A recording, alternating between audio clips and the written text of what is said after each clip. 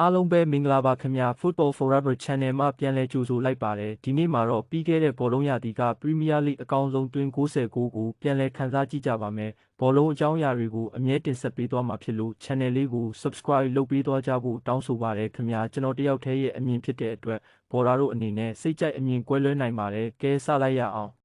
နံပါတ်10နေရာမှာရှိနေတာကတော့ Harry Wilson ရဲ့ Brentford နဲ့ပွဲစဉ်မှာတွင်းယူခဲ့တဲ့ဂိုးပဲဖြစ်ပါတယ်နံပါတ်9 Brighton အသင်းနဲ့ပွဲစဉ်တွင်တွင်းယူခဲ့သောကိုပါမာ၏ free kick ကို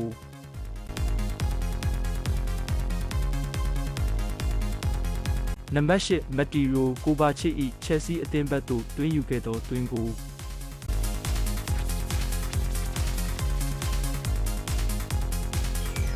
နံပါတ်9 Alexander Isak ရဲ့ Liverpool ကိုတွင်းယူခဲ့သောအပြင်းစားကန်ချက်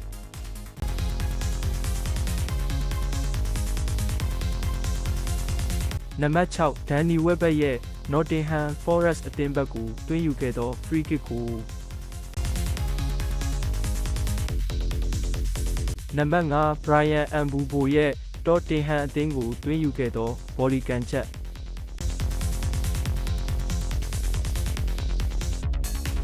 နံပါတ်4 Bukayo Saka ရဲ့ Liverpool ဘက်ကိုတွင်းယူခဲ့သောတွင်းကို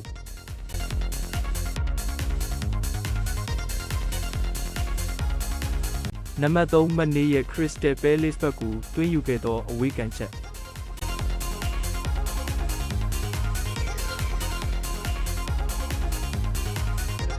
နံပါတ်2ဖုံးမောက်အသင်းဘက်ကိုတွင်းယူခဲ့သောဒါဝင်နူညက်ရဲ့ဘယ်ချီကန်ချက်နံပါတ်1နေရာမှာရှိနေတာကတော့ Matheus Cunha ရဲ့ Manchester United ဘက်ကိုတွင်းယူခဲ့သောထောက်ကန်ပုံမှာတိုက်ရိုက်ကန်ယူခဲ့တဲ့တွင်းဂိုးပဲဖြစ်ပါတယ်အဆုံးထိကြည့်ရှုပေးခဲ့တဲ့အတွက်အားလုံးကိုကျေးဇူးတင်ပါတယ်ခင်ဗျာဘော်ဒါတို့ရဲ့အမြင်တွေကိုလည်းအောက်မှာပြောပြပေးခဲ့လို့ရပါတယ်အားလုံးပဲပျော်ရွှင်ပွဲနေ့လေးတစ်နေ့ဖြစ်ပါစေလို့ဆုတောင်းပေးလိုက်ပါတယ်